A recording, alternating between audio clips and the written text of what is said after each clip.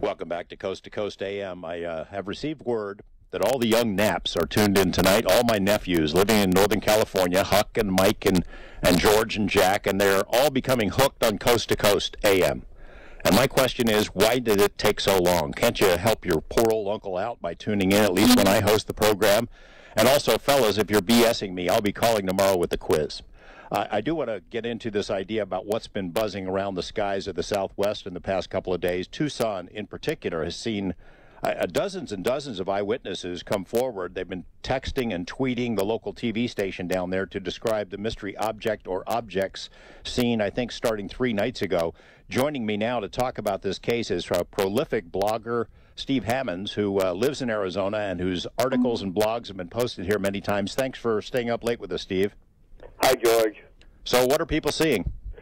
Well, according to the Tucson Citizen online publication and also apparently TV station KOLD, dozens of Tucson citizens have been reporting that they saw something very unusual the night of Thursday, September 23rd, that they described as a triangular-shaped object with multiple lights around it that these Tucson residents said absolutely did not appear to be a normal military or civilian aircraft. I saw some of the discussion on a video that I think you sent me, the TV folks talking about it, and it's a lot of people that saw this. It's not just one or two witnesses, right? That's correct. That's what the commentators on KOLD TV indicated.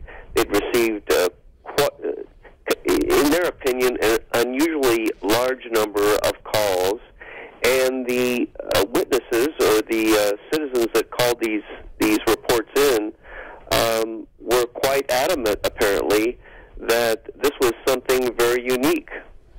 Well, I know that I've been down to Tucson chasing UFO stories over the years, and Fort Huachuca is out there, right? They have a lot of interesting and secure high-tech stuff. Yes, Army Post Fort Huachuca is a major U.S. Army intelligence post, and it is just a little bit southeast of Tucson. So could that explain what they're seeing? Well, I suppose there could be a connection, but again, the people who have reported this, and in the reporting from the media, many of the people in Tucson are very familiar with military overflights because they have not only Army Fort Huachuca nearby, but Davis-Monthan Air Force Base. And according to the witnesses, this doesn't look like any military aircraft that they've seen before.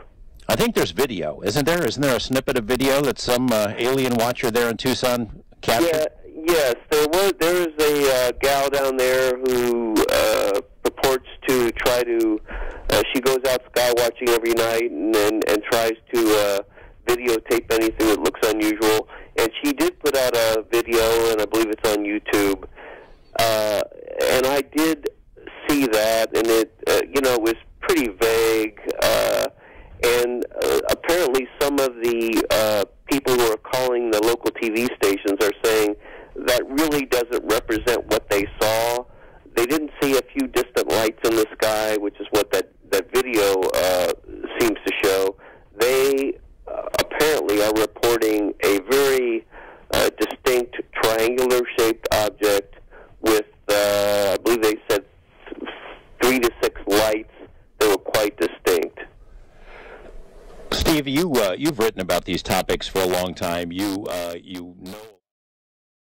Apparently, a huge boomerang-shaped craft with lights, with large lights, supposedly flew right over the middle of Phoenix, Arizona, which is only a couple hours drive north of Tucson, where this thing was seen just a couple nights ago. Well, we've heard about these giant floating black triangles for a lot of years. This sounds like what Brent was describing sounds smaller than that, although I guess you're talking about things seen in the night sky. Judging size and shape is sometimes kind of difficult. Brent, we appreciate the call. We're going to try our first-time caller line, Lincoln in Toronto, Canada. Hi, Lincoln. Hey, I'll go with it's real honor. Thanks. It was interesting. You were talking about the sightings on Thursday night. It was funny because on Thursday night around 8:30 in the evening, a friend of mine came up to me and a roommate of mine came up to me and suggested that she had seen something weird, had a lot of lights, and was moving really, really quick. And about an hour after that, I was outside having a fresh air exchange, and I was looking up at the moon, and I saw a very similar thing, except based on my vantage point and the moon, it looked like I had a smoke trail. And it was very weird. I live near Toronto, and I live on the flight path for Pearson International, so I'm used to the same thing. I'm used to seeing a lot of air traffic. This was really out of whack for what I'm used to seeing. I was just wondering if anyone else has seen anything like that. Not that I know of. Maybe some of our other listeners will call in and let us know. Steve, does this ring a bell with you? You know, I try to keep an eye on the news media regarding things like that, and I haven't heard anything about a Toronto area sighting. Lincoln, I'll tell you what, we'll let you know if anybody else calls in with the same information. On our wild card line, Cornelius in Louisiana. Hi, Cornelius. How you doing? Hey, George. God bless you, and God bless Mr. Hammonds. And I was just bringing somebody who stole my thunder. Matter of fact, you did, George. And this is the first time I ever talked to you, and God bless your call screener, Miss Gina. I was going to talk about the event, too, because I think it's really about disclosure. So I'll let y'all discuss that, and I hope it'll come out one of these days. Well, hold on a second, Cornelius. Why do you think that? It just seems like they're preparing the public for with all these different movies and stuff, 2012, and just all this, it seems like they're preparing us for something to happen. You remember V on ABC, and it just seems like it's coming, something's coming. Yeah, it's hard to figure out what they're preparing us for, because sometimes you've got the friendly aliens of Close Encounters, and sometimes you've got War of the Worlds. They're here crushing us and blowing us to bits. Well, I think they're a little bit of both. In other words, they're good ones and bad ones. Just like people. Yes, sir. God bless you. Well, thanks, Cornelius. Anything to add there, Steve? Well, he raises some interesting points and points that other people have raised, that there may be more than one, if there are extraterrestrials or some other types of beings visiting us. It's possible, or it's been speculated about, that there could be some that are friendly, some that are not friendly. And on the issue of are we being prepared or acclimated, there has been a lot written speculating that, yes, beginning in, let's say, 1947 approximately, the government realized that, hey, we need to prepare the public for something very challenging and very unusual. Well, whether it's on purpose or not, it sure seems to be happening one way or another. Got a couple of callers from Arizona on different lines. On our Wildcard 2 line, Gordy Two Shoes in Tucson. Hey, Gordy, how you doing? Hey, George. I actually saw this back in April. It was a daylight sighting. It was southwest of Tucson, above the mines. And if anybody knows Tucson, there's a bunch of mines southwest of Tucson, and me and a bunch of coworkers were out there for job purposes. Anyway, I kind of looked north, kind of northwest, and I thought at first it was geese, because it was flying in a V formation. And then I stopped, and I'm like, God, those are obviously not geese. They're not moving. They were hovering over the mines, and as I looked closer, they were silver discs or silver balls. And because it was daylight, there was not lights. They were just sitting there, and it was about 3-4 minutes, and then they just kind of vanished, like faded out. And it wasn't just me; it was a coworker as well. Saw the exact same thing. So these kind of things have been going around Tucson for at least 4 or 5 months. And why do you think that this thing that you saw in the daytime, the silver balls, is the same thing, this triangular thing with lights that were described by the other witnesses? Well, I just, because the formation, they're kind of saying the same thing, but I just kind of tend to think it was it's same area, same formation, but I mean, it could be something completely different. I don't know. Gordy, we appreciate every little bit of information we can get. Thanks you for the call, Gordy Two Shoes. We're also going to Kevin in Arizona on our wild card line. Kevin, did you see something? No, I didn't see anything. I saw something several years ago in Arizona. But my question is, this goes out to either of you. When do you see this all coming out? It seems like the government's kind of losing their grip on this. I mean, people got cameras, they got video cameras, they got YouTube. It seems like it's kind of coming. They can't really hold it off much longer. And do you feel also our technology, you think they might want to turn us off soon? Because maybe we're getting a little out of hand. And do you believe there's a part of the government that are kind of in cahoots, the alien agenda, and they're working together in some way or another? That kind of scares me. Kevin, that's quite a bit to chew on here. Let's take that one first. Steve, you want to take any of that? Well, yeah, there's quite a few questions there. I think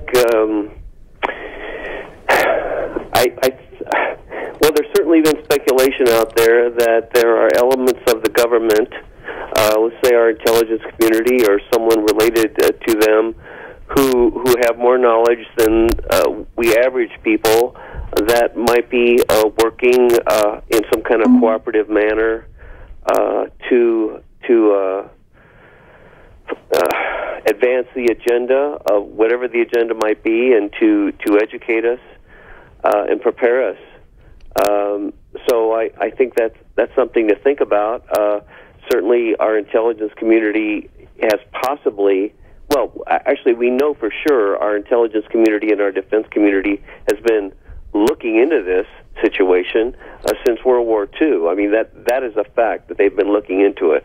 What they've uncovered or how much progress they've made in understanding it is a little unclear. Kevin, my guess would be that there are well-meaning people in our government who have studied it, who've tried to figure it out, and although they have a lot more information than the general public does, that they don't know the answers to the basic big questions either, like who they are, where they're from, why they're here, what their interest is in us. I suspect that they're mystified about how to go about releasing the information. My personal prediction is that there's not going to be any kind of a disclosure thing. I think too many people would be in trouble. I think too many people have told lies and absconded with national security funds from this legitimate programs to help keep the cover-up going. I think there are folks in the government who just don't know what to say about it, and that they can't see any good coming out of making any kind of a revelation. I appreciate the call, though, Kevin. We got one more caller from Arizona on our first-time caller line, Jim in Arizona. Hi, Jim. Did you see any of this stuff? Well, I didn't see any of the stuff this time in Tucson, but I did have a couple of questions for you guys. And I did have a sighting north of Tucson. Remember, I think it was 5-6 years ago, they called them the Phoenix Lights? Yeah. Where they were just lights hanging. We were on our way up from Tucson, and I had my boys and a friend in the car, and we stopped on the side of the road and just looked at that. They were probably half a mile out along a mountain range in between. It was kind of like Casa Grande, which is right between Tucson and Phoenix. And those lights didn't move. There was 4 of them right there, and they were not flares. I'll tell you, they were not flares.